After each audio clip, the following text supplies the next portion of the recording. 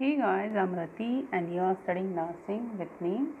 Video को start करने से पहले ये कुछ क्वेश्चंस हैं जो कि मैंने इस टॉपिक से कलेक्ट किए हैं और ये इम्पॉर्टेंट क्वेश्चन है जो इस टॉपिक से निकल कर आते हैं। अगर आपको इनका आंसर पता है गाइस तो ये वीडियो आपके लिए बिल्कुल भी यूज़फुल नहीं है, और अगर आपको नहीं पता इनका आंसर तो फिर ये वीडियो देखना आपको बनता है, क्योंकि नर्सिंग स्टूडेंट्स को फार्मा का जो नॉलेज है वो होना बेहद ज़रूरी है।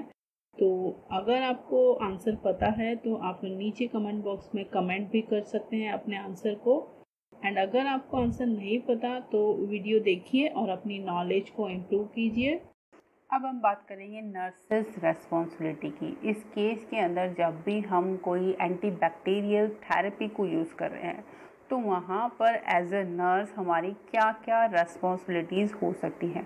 तो यहाँ पर हम जो भी रेस्पॉन्सिबिलिटी को डिस्कस कर रहे हैं वो सभी एंटीबैक्टीरियल जो ड्रग्स होंगी उसके अंदर सेम होगी। हम उसे फिर से डिस्कस नहीं करेंगे, यहाँ पर हम एक बार उसको डिस्कस कर रहे हैं और आगे आने वाली जो भी ड्रग्स हम यहाँ पर डिस्कस करेंगे उनके लिए भी ये जो नर्सेस रेस्पॉन्सिबिलिटी है वो सेम होगी। जो भी एंटीबैक्टीरियल ड्रग्स हम पढ़ेंगे तो यहाँ पे अभी हम इसको डिटेल में डिस्कस करेंगे, उसके बाद हम सिर्फ जो एंटीबैक्टीरियल ड्रग हैं उन्हें ही डिस्कस करेंगे। तो जो सबसे पहला स्टेप होता है नर्सेस रेस्पॉन्सिबिलिटी का हमारा यहाँ पर वो असेसमेंट को लेकर होता है। जो भी कोई पेशेंट है जिसको हमें मेडिकेशन प्रोवाइड करना है उसकी कंप्लीट हेल्थ हिस्ट्री हमें लेनी होती है। बॉडी के जितने भी सिस्टम हैं उनका क्या स्टेटस है, एंड कोई अगर कैंडिडेट लेडी है इस केस के अंदर तो उसकी प्रेगनेंसी से रिलेटेड जो स्टेटस है उसको भी हमें यहाँ पर ऑब्टेन करना होगा। अगर कोई कैंडिडेट यहाँ पर प्रेग्नेंट है और जिसको हमें मेडिकेशन देना है तो इस तरीके से जो हेल्थ हिस्ट्री है उसको हमें लेना होता है पेशेंट से। और जो ड्रग हिस्ट्री है मीन्स इस केस में अगर कोई भी एलर्जिक होता है कैंडिडेट तो हमें मेडिकेशन देने से पहले ही पेशेंट की जो ड्रग हिस्ट्री है उसको पता होना चाहिए कि पेशेंट को किसी ड्रग से कोई एलर्जी तो नहीं है। क्योंकि यहाँ पर हम पेनिसिलिन को डिस्कस कर चुके हैं और ये एक एंटीबैक्टीरियल है और इससे जो पेशेंट है उनको एलर्जी एक जो कॉमन इसका साइड इफ़ेक्ट है वो देखने को मिलती है। तो अगर हमें इस केस में पता होगा कि जो कैंडिडेट है उसको पेनिसिलिन से एलर्जी है तो हम जो नेक्स्ट ऑप्शन है उसके लिए इस केस में उसको काम में ले पाएंगे अगर हमें ये पहले से ही पता होगा तो। और दूसरा इसका जो एडवांटेज ये है कि यहाँ पर जो पेनिसिलिन के सेम क्लास के जो ड्रग हैं उनसे भी पेशेंट को एलर्जी हो सकती है, तो हमें वो जो ड्रग्स हैं वो भी यहाँ पर पेशेंट को नहीं देनी है क्योंकि वो भी सेम पेनिसिलिन क्लास की ड्रग ही है। तो इस वजह से हमें पेशेंट की जो ड्रग हिस्ट्री है उसका पता होना चाहिए ताकि हम पहले से ही प्रिपेयर रहें कि हम कोई भी ऐसी ड्रग पेशेंट को प्रोवाइड नहीं करें जिससे कि जो एलर्जी के चांसेस हैं पेशेंट को वो ज़्यादा बढ़ जाएं। And history of alcohol use ये भी हमें पता होना चाहिए कि पेशेंट जो है वो अल्कोहल का यूज़ करता है या नहीं करता है, क्योंकि जब मेडिकेशन प्रोवाइड की जाती है पेशेंट को तो उस टाइम पर पेशेंट को अल्कोहल को अवॉइड करना होता है। क्योंकि यहाँ पर ये जो केस है इसके अंदर जो जीआई इफ़ेक्ट के जो साइन एंड सिम्टम हैं वो एडवर्स हो सकते हैं इस केस के अंदर अगर हम यहाँ एंटीबैक्टीरियल थेरेपी को यूज़ कर रहे हैं और साथ में पेशेंट अल्कोहल का यूज़ भी कर रहा है। सो जो जीआई इफ़ेक्ट के साइन एंड सिम्टम हम देख रहे हैं इस केस के अंदर वो एडवर्स हो सकते हैं। तो यहाँ पर हमें ये पता होना चाहिए कि पेशेंट अल्कोहल का यूज़ नहीं कर रहा हो इस केस के अंदर। एंड जो साइन एंड सिम्टम्स हैं करंट इन्फेक्शन के उनका भी हमें पता होना चाहिए कि किस लोकेशन पर हैं ये इन्फेक्शन के साइन, या फिर कोई ड्रेनेज तो यहाँ से नहीं हो रहा है, या फिर पेशेंट के अंदर जो इन्फेक्शन है वो कितने टाइम से डेवलप हुआ है, या फिर कोई फीवर है या पेन है, तो इन सब का जो ड्यूरेशन है वो भी हमें पता होना चाहिए जब हम असेसमेंट करते हैं इस तरीके की कैंडिडेट का। तो ये सारी जो कॉमन चीज़ें हैं इनका हमें पता होना चाहिए, और साथ में जो लैब वैल्यूज़ होते हैं जिसके थ्रू हम आइडेंटिफाई करते हैं कि पेशेंट को किस तरीके का बैक्टीरियल इन्फेक्शन है। सो इस केस के अंदर हम यहाँ पर पेशेंट की जो CBC होती है वो यहाँ पर असेस करते हैं। हिपैटिक एंड रीनल जो फंक्शंस होते हैं उनको असेस करते हैं, क्योंकि जो ड्रग का एक्सक्रीशन होता है वो इन्हीं मेजर ऑर्गन्स के थ्रू होता है। तो हमें पता होना चाहिए कि इनकी जो फंक्शनिंग है वो नॉर्मल है या नहीं, क्योंकि अगर इनकी फंक्शनिंग नॉर्मल नहीं होती है तो ये फिर से जो टॉक्सिक इफ़ेक्ट किसी भी ड्रग के उसके अंदर अपना एक मेजर रोल प्रोड्यूस कर सकते हैं। तो यहाँ पर ये 2 मेजर ऑर्गन हैं, इनकी फंक्शनिंग का हमें पता होना चाहिए। नेक्स्ट जो स्टेज है उसको हम सेकंड स्टेज असेसमेंट कहेंगे। अभी तक हमने जो भी असेसमेंट किया है वो मेडिकेशन को प्रोवाइड करने से पहले का असेसमेंट है। अब जो असेसमेंट हम करेंगे वो हम मेडिकेशन को प्रोवाइड कर रहे हैं और साथ में मॉनिटरिंग करेंगे। तो इसको हम यहाँ पर बोलेंगे कि जो थेराप्यूटिक इफ़ेक्ट है वो किस तरीके का इफ़ेक्ट है, यहाँ पर उसकी मॉनिटरिंग हमें यहाँ पर करनी होगी। तो इसको हम किस तरीके से मॉनिटर कर सकते हैं, अगेन यहाँ पे जो लैब वैल्यूज़ हैं या फिर जो हिपैटिक और रीनल फंक्शन है या फिर जो यूरिन का आउटपुट है उसको हम एनालाइसिस करेंगे। उसी के थ्रू जो थेरेपी हम प्रोवाइड कर रहे हैं पेशेंट को, ये हम असेस कर पाएंगे कि हाँ पेशेंट की जो कंडीशन है वो इम्प्रूव हो रही है, क्योंकि ये जो लैब वैल्यूज़ हैं इनके थ्रू जो भी पेशेंट का स्टेटस होगा वो हम इजीली आइडेंटिफाई कर सकते हैं। या फिर पेशेंट को जब हम मेडिसिन प्रोवाइड कर रहे हैं तो वहाँ पे हमें पेशेंट के अंदर एडवर्स इफ़ेक्ट आ रहे हैं या नहीं आ रहे हैं, इसको भी मॉनिटर करना होता है केस के अंदर। एंड यहाँ पर हमें nausea, vomiting, diarrhoea, drowsiness, photo sensitivity के जो एडवर्स इफ़ेक्ट है जब हम एंटीबैक्टीरियल थेरेपी को प्रोवाइड कर रहे हैं, तो ये कुछ कॉमन एडवर्स इफ़ेक्ट हमें देखने को मिल सकते हैं। तो हमें इनको भी मॉनिटर करना होगा। जब इस तरीके से पेशेंट कंप्लेन करेंगे तो यहाँ पर हमारे पास एक डिसीजन मेकिंग पॉइंट होता है कि यहाँ पर या तो हम मेडिसिन की जो डोज है उसको कम कर दें या फिर जो मेडिसिन है उसको हम चेंज कर दें, क्योंकि पेशेंट इस तरीके की मेडिसिन के साथ कंफर्टेबल नहीं है। तो इस वजह से हमें जो एडवर्स इफ़ेक्ट होते हैं उनको भी मॉनिटर करना होता है। एंड यहाँ पर अगर हमें जो डायरिया की कंडीशन है वो सीवियर है, ब्लड के साथ में म्यूकस और पस का जो फॉर्मेशन है वो देखने को मिल रहा है, और साथ में जो स्किन और स्क्लेरा का जो कलर है वो येलो हो गया है, और यूरिन का जो आउटपुट है वो डिक्रीज़ है, या फिर जो यूरिन है वो डार्क कलर का यूरिन है। तो इस केस में जो नेक्स्ट स्टेप हमारा होगा कि हमें इस कंडीशन को इमीडिएटली फिजिशियन को रिपोर्ट करना होगा। अगर यहाँ पर एंटीबैक्टीरियल थेरेपी को हम दे रहे हैं और इस तरीके की कंडीशन हम नोटिस करते हैं पेशेंट के अंदर, तो ये एक सीरियस कंडीशन हो सकती है। तो यहाँ पे हमें रिपोर्ट करना है जो भी हमारी सीनियर अथॉरिटी है उनको। नेक्स्ट जो स्टेप है हमारा वो प्लानिंग का स्टेप है। अब जो भी असेसमेंट किया है हमने उसके बेसिस पर हम प्लानिंग करेंगे, और जो भी कैंडिडेट है उसको हम बेटर से बेटर थेराप्यूटिक इफ़ेक्ट प्रोवाइड करवा सकें, और जो भी एडवर्स इफ़ेक्ट है उनसे हम पेशेंट को फ्री कर सकें। सो इस तरीके की कुछ प्लानिंग हमें करनी होगी, और उसके बाद इस प्लानिंग को करने के बाद नेक्स्ट जो हमारा स्टेप होगा वो इम्प्लीमेंटेशन का स्टेप होगा। इसके अंदर हम इंटरवेंशन करेंगे यहाँ पर, और जो थेराप्यूटिक इफ़ेक्ट आ रहे हैं उनको हम इंश्योर करेंगे। मींस यहाँ पर जो भी थेरेपी हम दे रहे हैं पेशेंट को, तो उसका हमें यहाँ पर रिज़ल्ट मिलना चाहिए। वो किस तरीके से मिल रहा है हमें यहाँ पर ये हम आइडेंटिफाई कर सकते हैं। अगर फीवर और पेन की जो कंडीशन है वो डिमिनिश हो रही है, तो इट मीन्स जो भी थेरेपी हम पेशेंट को प्रोवाइड कर रहे हैं उसका रिज़ल्ट पॉजिटिव आ रहा है, और जो साइन है इन्फेक्शन के वो अगर रिड्यूस हो रहे हैं तो भी हम ये कंफर्म कर सकते हैं कि यहाँ पर ये जो थेरेपी है ये पेशेंट के लिए काफ़ी यूज़फुल थेरेपी है।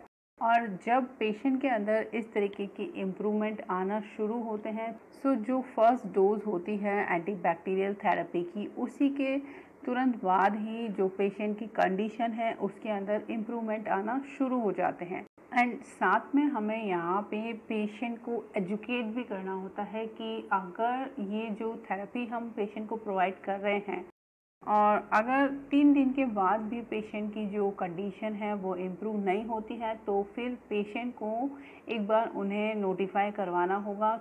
एंड यहाँ पे हमें पेशेंट को कुछ एजुकेशन और भी देनी होती है जो कि कोर्स ऑफ मेडिसिन से रिलेटेड होती है। मींस कि यहाँ पर अगर पेशेंट को बेटर फील होने लगता है 1 या 2 डोज के बाद, तो पेशेंट को जो कोर्स है उसको इनकम्प्लीट नहीं रखना है, उसको पूरा जो कोर्स है अपनी मेडिसिन्स का उसको कंप्लीट करना है। तो इस तरीके की जो एजुकेशन है वो भी हमें यहाँ पर पेशेंट को प्रोवाइड करनी होती है। नेक्स्ट जो इंटरवेंशन होगा हमारा वो एडवर्स इफ़ेक्ट से रिलेटेड होगा। यहाँ पर हमें कंटिन्यूअस जो वाइटल साइंस हैं उनकी मॉनिटरिंग करनी होती है। एंड अगर यहाँ पर जो फीवर की कंडीशन है उसके अंदर कोई चेंजेस हमें देखने को नहीं मिल रहा है और फीवर है वो 3 दिन के जो एंटीबायोटिक थेरेपी है उसके बाद भी अगर इंक्रीज़ हो रहा है, तो ये एक वार्निंग साइन होता है यहाँ पर कि जो इन्फेक्शन है वो या तो बढ़ रहा है या फिर जो एंटीबायोटिक रेजिस्टेंस है वो डेवलप हो रही है। तो इस वजह से ये जो फीवर है वो इंक्रीज़ हो रहा है। सो अगेन ये एक हमारे लिए इमरजेंसी कंडीशन होती है यहाँ पर। और पेशेंट का जो लेवल ऑफ कॉन्शियसनेस है या फिर सीजर्स के जो साइन हैं वो हम इस कंडीशन में देख पाएंगे। अगर ये condition day by day worse होती है तो इस तरीके के जो साइन है वो हम नोटिस कर पाते हैं किसी भी कैंडिडेट के अंदर। सो अगेन हमें यहाँ पर फिर से पेशेंट को एजुकेट करना होता है कि फ़ीवर के अंदर अगर चेंजेस नहीं हो रहे हैं, फ़ीवर डिक्रीज़ नहीं हो रहा है यहाँ पर, तो इस कंडीशन में पेशेंट को रिपोर्ट करना होगा और बताना होगा कि यहाँ पर जो फ़ीवर है वो अनचेंज्ड है, उसके अंदर कोई चेंजेस नहीं हो रहा है। या फिर पेशेंट को फील हो रहा है कि उसका जो लेवल ऑफ कॉन्शियसनेस है उसके अंदर कुछ चेंजेस उसको फील हो रहे हैं। तो इस तरीके से जो रिपोर्टिंग है वो पेशेंट को करनी होगी, जो भी हेल्थ केयर प्रोवाइडर वहाँ पर है। नेक्स्ट जो इम्प्लीमेंटेशन हम करेंगे वो लैब वैल्यूज़ को मॉनिटर करेंगे ड्यूरिंग थेरेपी, क्योंकि यहाँ पर जो कुछ एंटीबैक्टीरियल ड्रग ऐसी होती हैं जो कि रीनल और हिपैटिक के लिए टॉक्सिक इफ़ेक्ट प्रोड्यूस कर सकती हैं। तो यहाँ पर हमें इनकी जो फंक्शनिंग है उसको भी मॉनिटर करना होता है। और साथ में CBC, urine analysis and culture और सेंसिटिविटी टेस्ट। नेक्स्ट जो इंटरवेंशन होगा हमारा वो hyper sensitivity and allergic reactions को लेकर होगा। जो फर्स्ट डोज होती है एंटीबैक्टीरियल थेरेपी की, उसी से हम आइडेंटिफाई कर पाते हैं कि यहाँ पेशेंट हाइपर सेंसिटिव है या फिर नहीं है।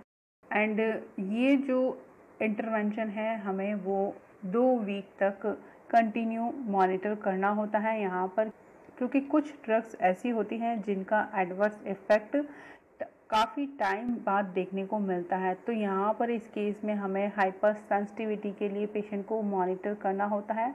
एंड एलर्जिक रिएक्शंस होती हैं तो उनके बारे में पेशेंट को हमें पहले से ही एजुकेट करना होगा। पेशेंट को बताना होता है कि यहाँ पर उन्हें कोई ईचिंग के साइन या बॉडी के ऊपर कोई रैशेस तो देखने को नहीं मिल रहे हैं, या फिर कोई स्वेलिंग है किसी पर्टिकुलर फेस में, टंग में, लिप्स के अंदर, कुछ इस तरीके की जो साइन एंड सिम्टम्स होते हैं वो हमें एजुकेट करना होता है उसके बारे में पेशेंट को, ताकि अगर ऐसा कोई रिएक्शन पेशेंट को देखने को मिले तो वो हमें नोटिफाई करवा पाए इस केस के अंदर। एंड नेक्स्ट जो इंटरवेंशन होगा हमारा वो हिपैटिक, रीनल और ऑटोटॉक्सिसिटी के लिए पेशेंट को मॉनिटर करना होगा, क्योंकि कुछ ड्रग्स ऐसी होती हैं जो कि हिपैटिक, रीनल और ऑटोटॉक्सिक इफ़ेक्ट को प्रोड्यूस करती हैं। तो इस तरीके की जो मॉनिटरिंग है वो हम अगर टाइम पर कर पाएंगे तो जो इनसे होने वाले एडवर्स इफ़ेक्ट हैं उनसे हम बच सकते हैं इजीली। सो इस तरीके की मॉनिटरिंग हमें यहाँ पर करनी होगी, क्योंकि कुछ ड्रग्स इस तरीके के इफ़ेक्ट को प्रोड्यूस करती हैं। एंड यहाँ पे जब भी हम एंटी बैक्टीरियल थेरेपी को यूज़ कर रहे हैं गाइस, तो पेशेंट को हमें इंस्ट्रक्ट करना होगा कि जो फ्लूइड का इनटेक है वो उसे इंक्रीज़ कर दे, और ये जो इंक्रीमेंट है वो 2 से लेकर 3 लीटर पर डे तक का हो सकता है।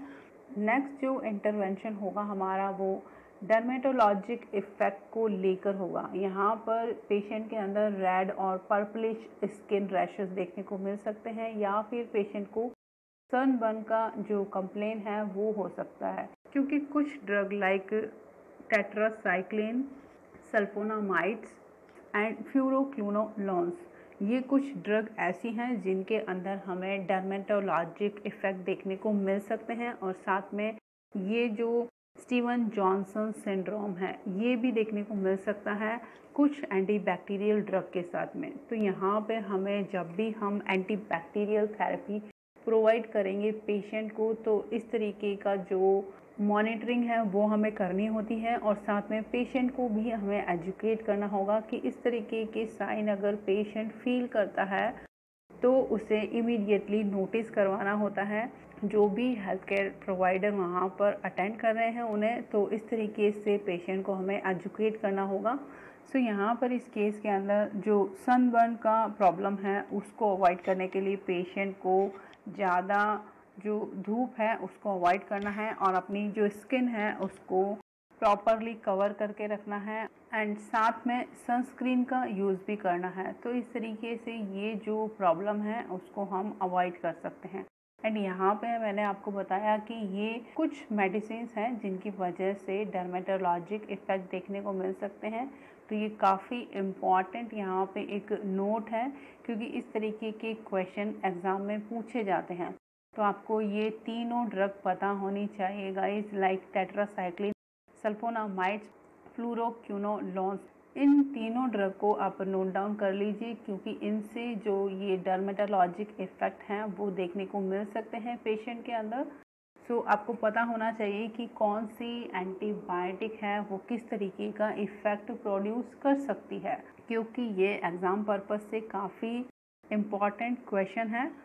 नेक्स्ट जो मॉनिटरिंग हम करेंगे वो जीआई इफ़ेक्ट्स को लेकर करेंगे, क्योंकि हमने कहा कि जो एंटीबैक्टीरियल ड्रग्स होती हैं उनका कॉमन साइड इफ़ेक्ट होता है नोज़िया, वॉमिटिंग एंड डायरिया।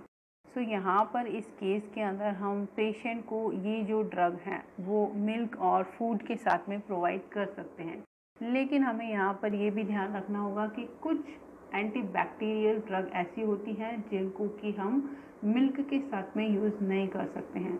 तो उस केस में हम यहाँ पर फूड को यूज़ में ला सकते हैं और मिल्क को अवॉइड कर सकते हैं, क्योंकि कुछ एंटीबायोटिक्स हैं जिनको अगर हम मिल्क के साथ में यूज़ करते हैं गाइस, तो उनका जो एब्जॉर्प्शन है वो रिड्यूस हो जाता है। सो इस कैटेगरी में मैक्रोलिड्स एंटीबायोटिक है जिसका कि एब्जॉर्प्शन रिड्यूस हो जाएगा अगर हम उसको मिल्क के साथ में यूज़ में लाते हैं। तो इस कंडीशन में हम पेशेंट को जो स्नैक्स प्रोवाइड कर सकते हैं, इस कंडीशन में अगर पेशेंट को नोज़िया, वॉमिटिंग एंड डायरिया का प्रॉब्लम हो रहा है तो हम मेडिसिन को फूड के साथ में प्रोवाइड कर सकते हैं इस कंडीशन के अंदर।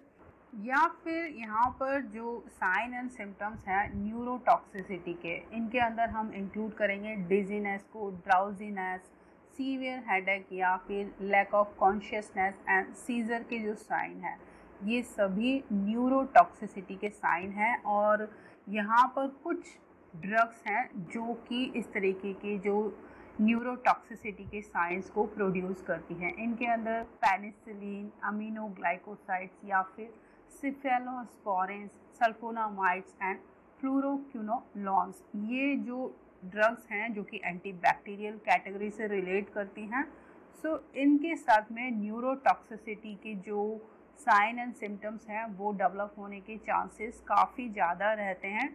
तो यहाँ पर जब भी हम इन ड्रग्स को यूज़ करेंगे गाइस, तो हमें पेशेंट को इस तरीके के जो साइन हैं जो कि डिजीनेस है, ड्राउजीनेस है, इनके लिए काफ़ी सीरियसली मॉनिटर करना होता है कि कहीं पेशेंट में इस तरीके की साइन एंड सिम्टम तो डेवलप नहीं हो रहे हैं, और पेशेंट को हमें पहले से ही एजुकेट करना होगा। अगर हम ये ड्रग्स को यूज़ करते हैं तो पेशेंट को हमें पहले से ही एजुकेट करना होगा कि अगर इस तरीके की साइन पेशेंट फील करता है तो उसे इमीडिएटली रिपोर्ट करना है। एंड अगेन यहाँ पे मैं आपको कहना चाहूँगी कि ये जो ड्रग्स हैं इनको आपको नोट डाउन करना है, क्योंकि ये एग्ज़ाम पर्पस से इम्पॉर्टेंट क्वेश्चन है यहाँ पर फिर से, कि जो पेनिसिलिन है, अमीनोग्लाइकोसाइड्स हैं, या फिर सेफेलोस्पोरिन्स हैं, सल्फोनामाइड्स हैं और फ्लूरोक्विनोलोन्स हैं, ये न्यूरोटॉक्सिसिटी को प्रोड्यूस करती हैं। तो आपको पता होना चाहिए कि वो कौन से ड्रग्स हैं जो कि एंटीबैक्टीरियल कैटेगरी से आती हैं और न्यूरोटॉक्सिसिटी को प्रोड्यूस करती हैं। सो आपके लिए अगेन ये एक इम्पॉर्टेंट क्वेश्चन है इस टॉपिक से। एंड साथ में हमें पेशेंट को अलर्ट करना होगा। कुछ ऐसे एक्टिविटीज़ हैं जिसके अंदर पेशेंट की जो मेंटल अलर्टनेस है उसका होना काफ़ी ज़रूरी होता है, जैसे कि पेशेंट अगर कार को ड्राइव करता है या फिर कोई और भी ऐसी एक्टिविटी जहाँ पे पेशेंट की मेंटल अलर्टनेस की ज़रूरत होती है, तो उन एक्टिविटीज़ को पेशेंट को यहाँ पर अवॉइड करना है अगर वो इस तरीके की मेडिसिन को ले रहे हैं तो, क्योंकि इस कंडीशन में इंजरी है या फिर एक्सीडेंट है उनके होने के चांसेस ज़्यादा होते हैं इस कंडीशन में, क्योंकि पेशेंट का जो मेंटल अलर्टनेस का लेवल है वो यहाँ पे कहीं ना कहीं इन न्यूरोटॉक्सिक इफ़ेक्ट की वजह से चेंज हो सकता है। तो आपको इस तरीके से भी पेशेंट को एजुकेट करना होगा। नेक्स्ट जो इंटरवेंशन हम करेंगे वो ब्लड की मॉनिटरिंग को लेकर करेंगे। यहाँ पर ब्लड के अंदर कुछ अबनॉर्मल चेंजेस हमें देखने को मिल सकते हैं अगर हम कोई एंटीबैक्टीरियल ड्रग को यूज़ कर रहे हैं, जिनमें स्पेशली अगर हम अमीनोग्लाइकोसाइड्स को यूज़ कर रहे हैं या फिर फ्लूरोक्विनोलोन्स को यूज़ कर रहे हैं या फिर पेनिसिलिन। ये 3 इम्पॉर्टेंट ड्रग है जिनका कि इफ़ेक्ट ब्लड के जो एलिमेंट हैं उनके अंदर हमें एबनॉर्मलिटी देखने को मिल सकती है। एंड ये एबनॉर्मलिटी हम किस तरीके से चेक कर सकते हैं, यहाँ पर लो ग्रेड फीवर हम देख सकते हैं या फिर ब्रूजिंग के जो साइन हैं वो देख सकते हैं, और ब्लीडिंग एंड पेशेंट के अंदर फटीग की जो कंप्लेंट है, ये कुछ कॉमन सिम्टम्स हैं जब अगर पेशेंट के अंदर ब्लड से रिलेटेड अबनॉर्मल सिम्टम्स हम देखते हैं इन ड्रग्स को यूज़ करने की वजह से।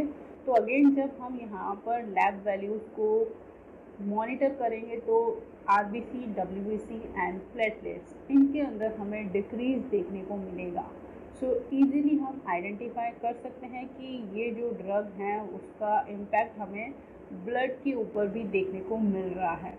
एंड अगेन यहाँ पर ये एक क्वेश्चन अराइज हो रहा है, तो आपको इन तीनों ड्रग को याद रखना होगा, अमीनोग्लाइकोसाइड्स, फ्लोरोक्विनोलोन्स एंड पेनिसिलिन। ये तीनों ड्रग ब्लड का जो एलिमेंट है उनके अंदर एबनॉर्मलिटी प्रोड्यूस करने के लिए रेस्पॉन्सिबल है, और इसकी वजह से हमें यहाँ पर आरबीसी, डब्ल्यूबीसी एंड प्लेटलेट्स के अंदर डिक्रीज देखने को मिल सकता है।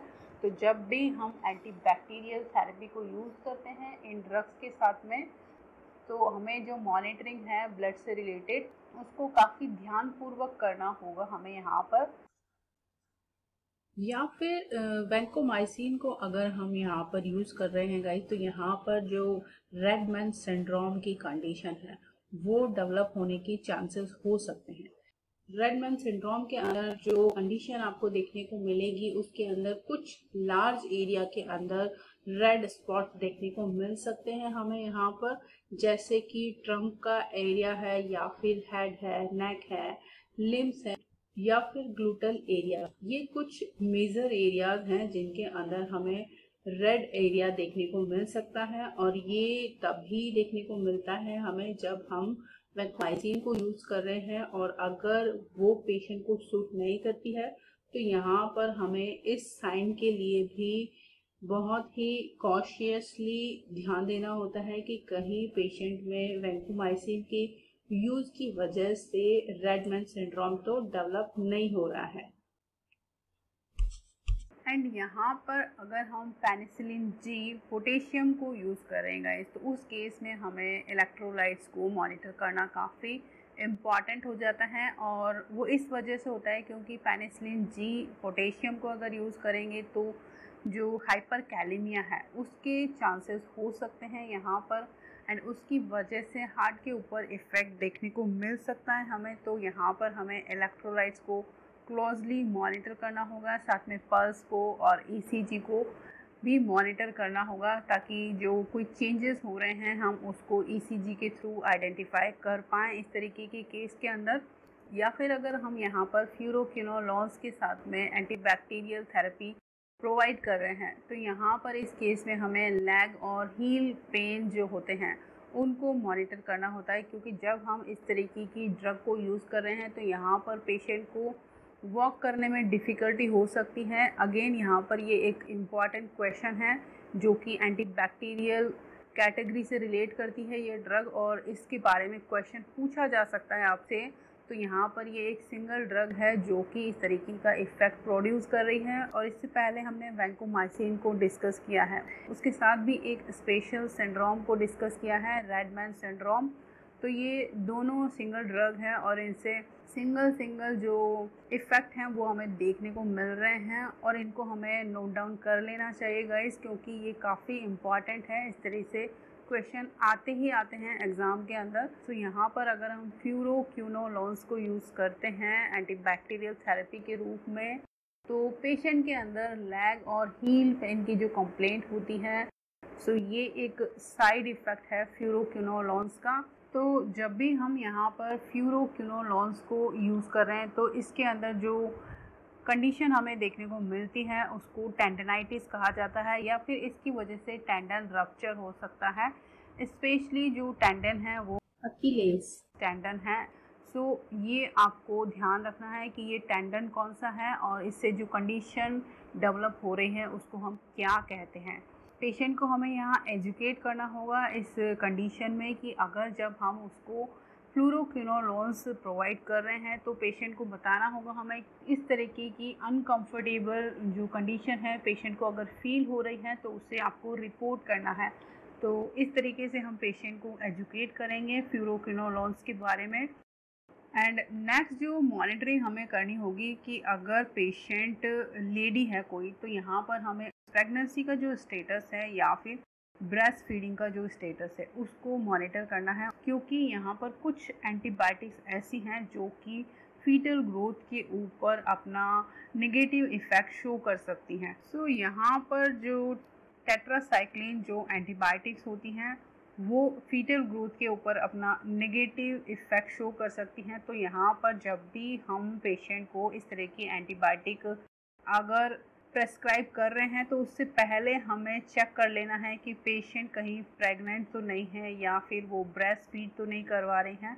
तो इस कंडीशन में हम जो नेक्स्ट अल्टरनेटिव है इस तरीके की जो कैंडिडेट है उनके लिए वो उन्हें प्रोवाइड करवा सकें। या फिर कुछ विमेंस हैं जो कि चाइल्ड बियरिंग एज के अंदर हैं, मीन्स जो कि रिप्रोडक्टिव एज के अंदर हैं और जो कि कॉन्ट्रासेप्टिव मेथड के रूप में ओरल कॉन्ट्रासेप्टिव्स को यूज़ कर रही हैं, और अगर उनको पेनिसिलिन की जो थेरेपी है वो प्रोवाइड की जाती है तो यहाँ पर इस केस में जो ओरल कॉन्ट्रासेप्टिव्स होते हैं उनकी जो इफ़ेक्टिवनेस है वो कम हो सकती है। तो यहाँ पे इनको एक अल्टरनेटिव मेज़र यूज़ करना पड़ेगा प्रेगनेंसी को अवॉइड करने के लिए इस केस के अंदर, क्योंकि जो पेनिसिलिन होती है वो ओरल कॉन्ट्रासेप्टिव की जो इफ़ेक्टिविटी होती है उसको कम कर देती है। सो यहाँ पर इन कैंडिडेट को ओरल कॉन्ट्रासेप्टिव के अलावा कुछ अल्टरनेटिव मेथड को यूज़ करना होगा अगर उन्हें प्रेगनेंसी को अवॉइड करना है तो। सो अगेन यहाँ पर ये एक इम्पॉर्टेंट क्वेश्चन फॉर्म होता है पेनिसिलिन से रिलेटेड कि पेनिसिलिन जो है वो ओरल कॉन्ट्रासेप्टिव्स का जो इफ़ेक्ट है उसको रिड्यूस कर देती है। अब यहाँ पे हम एक स्पेसिफिक पेनिसिलिन का ग्रुप है उसको डिस्कस करेंगे। यहाँ पे हम पेनिसिलिन जी को डिस्कस करेंगे जो कि एक नेचुरल पेनिसिलिन है। सो इसका जो थेरेपेटिक क्लास है वो एंटीबैक्टीरियल है, ये हम पहले ही बता चुके हैं, and pharmacology class cell wall inhibitor है।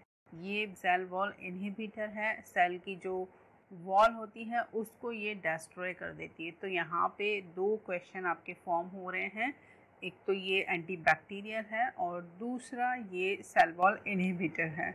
एंड इसका जो एक्शन है वो हमें स्ट्रेप्टोकोकाई, साथ में न्यूमोकोकाई एंड स्टेफाइलोकोकाई, इन तीनों तरीके के जो बैक्टीरियाज होते हैं जिनसे जो इन्फेक्शन डेवलप होते हैं, उस तरीके की जो डिजीज़ हैं उसमें ये ड्रग ऑफ चॉइस होती है पेनिसिलिन जी। तो यहाँ तक सब कुछ कॉमन है, एज इट इज़ है, जो हम पढ़ चुके हैं उसी तरीके से है। इसमें आपको कोई प्रॉब्लम नहीं होनी चाहिए क्योंकि हम ये सब कुछ पहले ही डिस्कस कर चुके हैं। And staphylococci, streptococci and pneumococci के अलावा अगर हम डिजीज़ में बात करते हैं स्पेशली, तो गोनोरिया एंड सिफिलिस जो कि सेक्सुअली ट्रांसमिटेड डिजीज़ होती हैं, इनके अंदर भी जो पेनिसिलिन जी है वो मेडिसिन ऑफ चॉइस होती है। सो यहाँ पर आपको प्रायोरिटी के अकॉर्डिंग अगर कोई केसेस देखने को मिलते हैं गोनोरिया एंड सिफिलिस के, तो उस कंडीशन में हम पेनिसिलिन जी को रेकमेंड कर सकते हैं। पेनिसिलिन जी के अंदर डिफरेंट जो ड्रग्स हैं उनको भी हमने पहले डिस्कस कर लिया है। लाइक यहाँ पर penicillin G potassium and penicillin G sodium देखने को मिल सकता है, या फिर penicillin G benzathine and penicillin G procaine, और पेनिसिलिन वी जिसको कि हम ओरली यूज़ करेंगे। सो पेनिसिलिन वी सिंगल एक ऐसी ड्रग है जिसको कि हम ओरली यूज़ कर सकते हैं। लेकिन यहाँ पर जो पेनिसिलिनेज प्रोड्यूसिंग ऑर्गेनिज्म होते हैं वो penicillin G and penicillin V दोनों का जो इफ़ेक्ट है उसको कम कर सकते हैं। सो उस केस में जो हम पेनिसिलिन वी ओरली एडमिनिस्टर करते हैं वो यहाँ पर काम नहीं करेगी। उस केस में हमें पेनिसिलिनेज रेजिस्टेंस पेनिसिलिन को यूज़ करना होगा, क्योंकि वहाँ पर जो एंजाइम है पेनिसिलिनेज वो एक्टिव हो गया है और उसी की वजह से जो पेनिसिलिन का इफ़ेक्ट है वो हमें नहीं मिल पाएगा उस कंडीशन के अंदर। जैसा कि हम डायग्राम में देख पा रहे हैं, यहाँ मैंने कोशिश की है कि इस डायग्राम के थ्रू आप जो भी एडवर्स इफ़ेक्ट हैं पेनिसिलिन जी के, या फिर कोई कॉन्ट्राइंडिकेशन कंडीशन है, या फिर ये जो ड्रग है उसका इंटरेक्शन किसी और ड्रग के साथ में होता है, तो उसको हम इजीली याद कर पाएँ। तो इसके लिए इस पिक्चर को मैंने ड्रॉ किया है और इसी की मदद से मैं ये कोशिश कर रही हूँ कि आपको ये पिक्चर माइंड में रह जाए, ताकि जब भी पेनिसिलिन के बारे में कोई क्वेश्चन आपके सामने हो तो ये जो पिक्चर है वो आपके सामने एकदम से आ जाए और आप इजीली वो जो सिम्टम्स हैं या फिर एडवर्स इफ़ेक्ट हैं जिनको अभी हम डिटेल में डिस्कस करेंगे वो इजीली आप मेमोराइज़ कर पाएँ उस टाइम पे। तो इस पिक्चर को आप माइंड में एक बार बिठा लीजिए ताकि आपको दोबारा से जब रिवाइज करें आप तो क्विकली आपको ये याद आ जाए कि हाँ ये पेनिसिलिन जी से रिलेटेड साइड इफ़ेक्ट्स होते हैं और कॉन्ट्रा इंडिकेटेड जो कंडीशन है वो कौन सी है। यहाँ पे आपको बिल्कुल भी कंफ्यूज नहीं होना है, क्योंकि हम पेनिसिलिन को ही डिस्कस कर रहे हैं, उसकी एक स्पेसिफिक कैटेगरी डिस्कस कर रहे हैं, पेनिसिलिन जी। ठीक है, तो यहाँ पर भी जो साइड इफ़ेक्ट होंगे वो सेम ही होंगे, इससे पहले हमने डिस्कस किया हुआ है इनको। तो जो मोस्ट कॉमन साइड इफ़ेक्ट देखने को मिलेंगे हमें वो वॉमिटिंग, नोज़िया एंड डायरिया और प्रूराइटिस या फिर रैशेस हम देख सकते हैं स्किन के ऊपर। इस तरीके की कंडीशन में ये मोस्ट कॉमन है। तो आपको ध्यान रखना है कि मोस्ट कॉमन साइड इफ़ेक्ट कौन कौन से हैं, क्योंकि एग्ज़ाम में मोस्ट कॉमन पूछा जाता है कभी कभी। तो आपको पता होना चाहिए कि मोस्ट कॉमन जो साइड इफ़ेक्ट हैं पेनिसिलिन जी के वो कौन कौन से हैं। या फिर इसके अलावा हम एनाफाइलैक्सिस रिएक्शंस जो होती हैं वो भी नोटिस कर सकते हैं, लेकिन वो रेयर हैं, बहुत ही कम ऐसे केसेस होते हैं जहां हमको ये एनाफाइलैक्सिस रिएक्शन जो होती हैं पेनिसिलिन जी के द्वारा वो देखने को मिलती है। तो यहाँ पर अगर हमें इस तरीके की रिएक्शन देखने को मिलेगी तो पेशेंट के अंदर हमें एंजियोएडिमा देखने को मिल सकता है, या फिर सर्कुलेटरी कोलैप्स देखने को मिल सकता है, और कार्डियक अरेस्ट या फिर नेफ्रोटॉक्सिसिटी। सो ये कुछ साइन है जब पेशेंट के अंदर एनाफाइलैक्सिस रिएक्शन डेवलप होती है, तो ये हम नोटिस कर सकते हैं और इजीली आइडेंटिफाई कर सकते हैं। एंड जब भी पेशेंट को कोई एलर्जी डेवलप होती है, जब हम पेनिसिलिन यूज़ करते हैं, तो वो with in a minute he administration के बाद ही एलर्जी का जो रेस्पॉन्स है वो आने लगता है। बहुत कम ऐसे केसेस होते हैं जहाँ पर डिलेड रिएक्शन हमें देखने को मिलती है। सो ये कुछ कॉमन साइड इफ़ेक्ट हैं जो कि हमें पेनिसिलिन जी के एडमिनिस्ट्रेशन के दौरान देखने को मिल सकते हैं। एंड कॉन्ट्राइंडिकेशन की अगर हम बात करते हैं तो सिर्फ और सिर्फ एक ही कंडीशन यहाँ पर मौजूद है, हाइपर सेंसिटिविटी।